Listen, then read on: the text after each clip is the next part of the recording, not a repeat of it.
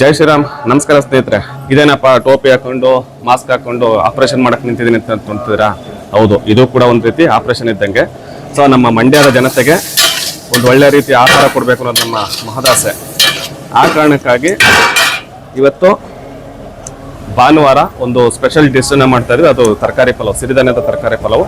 ಸಿರಿಧಾನ್ಯ ಬಂದ್ಬಿಟ್ಟು ಆರ್ಕವನ್ನು ಬಳಸ್ತಾ ಇದೀವಿ. ಬನ್ನಿ, ಇದರಲ್ಲಿ ಒಂದು ಟಿಪ್ಸ್ ಕೊಡೋಕ್ಕೆ ನಿಮಗೆ ಇಷ್ಟಪಡ್ತೀನಿ.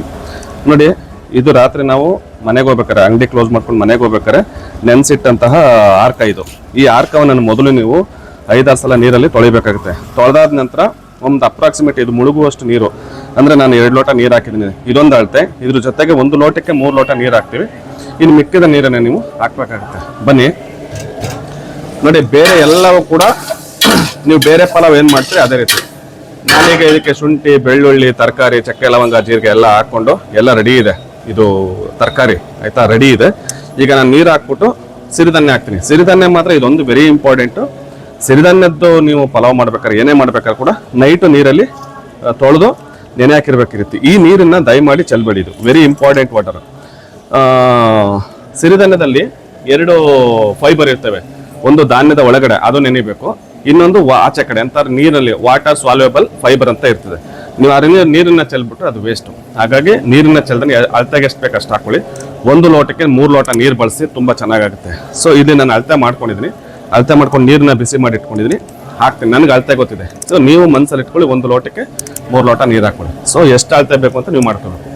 ಬನ್ನಿ, ಇದಿಷ್ಟು ಸಿರಿಧಾನ್ಯ ಬಳಸ್ಬೇಕಾದ್ರೆ ಟಿಪ್ಸು.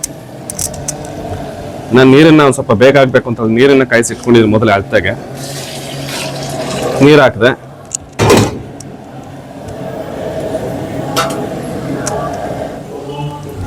ಇದ್ರ ಜೊತೆಗೆ ಪೂರ್ತಿ ನೀರನ್ನು ಸಮೇತ ಹಾಕ್ತಾ ಇದೆ.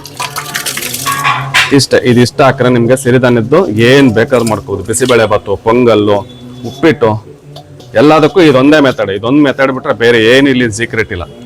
ಎಲ್ಲ ಏನು ಜನ ಏನು ಸಿರಿಧಾನ್ಯ ಮಾಡೋಕ್ಕಾಗಲ್ಲ ಹಂಗೆ ಹೆಂಗೆ ಅಂತಾರೆ. ವೆರಿ ಸಿಂಪಲ್ ಟಿಪ್ಸ್ ಇದು. ಇಷ್ಟೇ, ಮೋಸ್ಟ್ಲಿ ಎಲ್ರಿಗೂ ಅರ್ಥ ಆಗಿದೆ ಅಂತ ಹೋಗ್ತೀನಿ. ಈ ಟಿಪ್ಸನ್ನು ಬಳಸಿ ದಯಮಾಡಿ ಮನೆಯಲ್ಲೂ ಕೂಡ ಸಿರಿಧಾನ್ಯ ಖಾದ್ಯಗಳನ್ನು ಮಾಡಿ, ದೋಸೆ, ಇಡ್ಲಿ, ಬಿಸಿಬೇಳೆ ಭಾತ್, ಪೊಂಗಲ್, ಉಪ್ಪಿಟ್ಟೆಲ್ಲ ಮಾಡ್ಕೊಂಡು ತಿನ್ನಿ.